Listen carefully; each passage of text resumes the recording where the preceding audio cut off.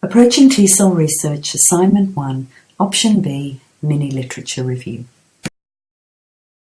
A cognitive model of writing that views the writer as a solitary individual, struggling mainly with their own thoughts, has been replaced with a more collaborative Vygotskian model, where language is the medium for extending and transforming thought. In the Writer's Workshop model, a popular paradigm in the early years classrooms, it's interaction between not only the teacher and the student, but between students themselves that is a key element contributing to writing progress. I'm interested in how our students, for whom English is a second language, use this talk with their peers as a scaffold. Given this, my inquiry question is, how can peer-to-peer talk between bi- and multilingual students act as a scaffold in the writing classroom? The three research methods I'm going to briefly critique and discuss are narrative inquiry, which is an approach to understanding and making meaning of diverse cultures and people via a story structure; action research, which is a problem-solving and solution-focused method that involves an ongoing cycle of planning, action, reflection, planning, and so forth; and multimodal interaction analysis, which has gained a place in the world of discourse analysis. It examines how meaning is made through not only oral language, but also gesture, eye contact, and body positioning.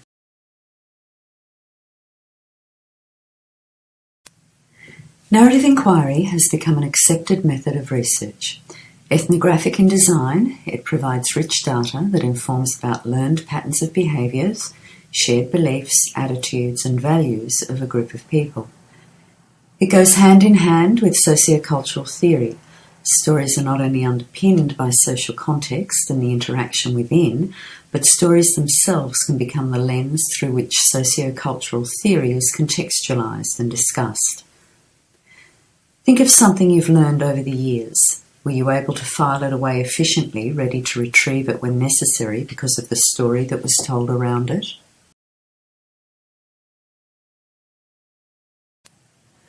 There are unique challenges for the researcher embarking on narrative inquiry.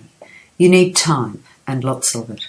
For this reason, it isn't the best way forward when working with large groups of people.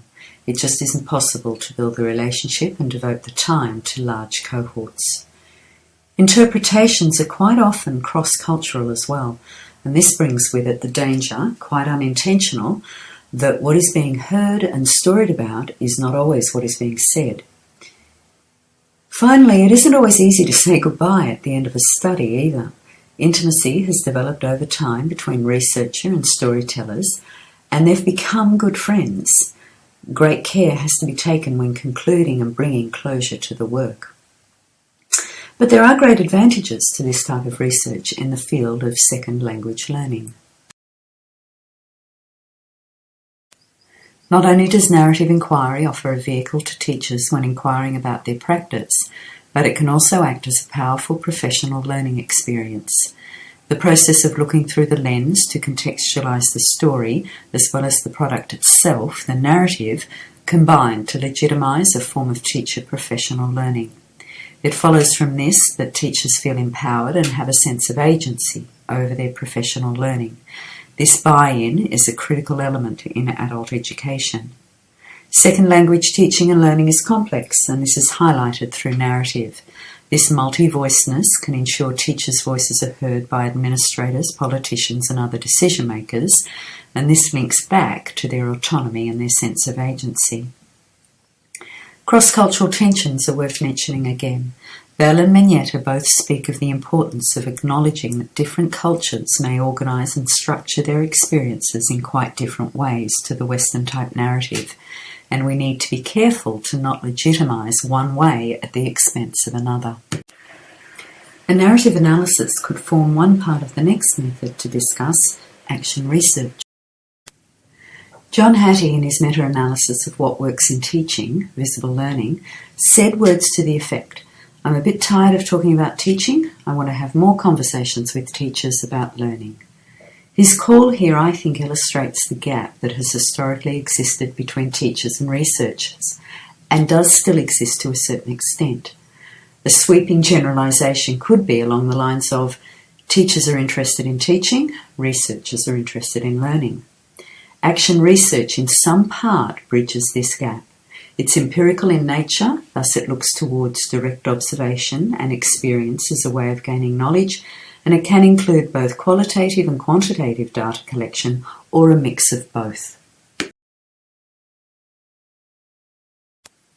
There are limitations in action research, though, with some authors pointing towards the fact that with so many variations out there, rigour in methodology can be compromised and the boundaries of what each one entails can be a little bit blurred. Ethical issues can also arise with teachers not really knowing which hat to wear when.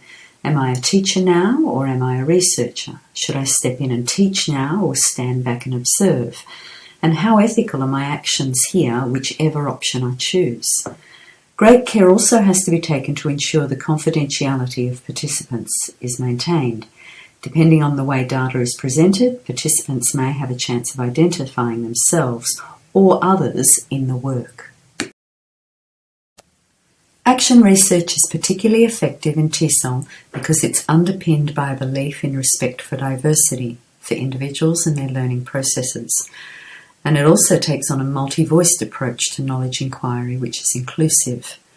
It strives to engage teachers in the inquiry process, which in second language acquisition teaching is vital, as historically language teachers have regarded research as something that is done to them rather than by them. One way it strives to engage is through finding real-life answers to real-life problems. With links to Michael Halliday's Systemic Functional Grammar, multimodal interaction analysis seeks to explore how individuals use language as a socio-cultural tool. It's concerned with how meaning is made using multiple modes of communication, not just oral language. So gesture, eye gaze, body positioning and silence are all included to paint the ethnographic picture. Similar to narrative inquiry, multimodal interaction analysis is time-consuming and labour-intensive. It also requires an understanding of cultural aspects not always visible in the second language acquisition environment. Whilst this isn't necessarily a limitation of the methodology itself, it is a vital aspect if a rich and thorough data set is to be acquired, one that truly reflects the interaction situated within the cultural context. Firth and Wagner deduced rather disappointedly that much second language teaching and learning centred around input rather than talk, problem sources rather than achievement and errors, and interference rather than collaboration, creativity and invention. Multimodal discourse analysis has the potential to rewrite the historic traditional boundaries of second language learning and shift it from the behaviourist and information processing approach to the more constructivist paradigm. Additionally, the data set is increased as oral language isn't the only source for analysis, so heavy, expectant silences as well as other moves are revealed and importance is placed upon them. Following from this, because the data set is increased, multimodal analysis can shed a sharper light on notions of personal identity and teachers' expectations, particularly important in second language learning environments. Because oral language is not given priority, we're able to see what goes on in the micro moments of interaction, which can illuminate preconceived notions of ability and power and position in the group. Reflecting on both my context and these three research methods, I see possibilities for all three when exploring the area of inquiry that interests me. We have an increasing number of students enrolling for whom English is a second, third and sometimes fourth language. I'm really interested in how children who are learning English while they learn in English navigate the highly verbal, sometimes rapid-fire language situations during the writer's workshop lesson. I think any one of these three methods could provide a useful lens through which to explore this.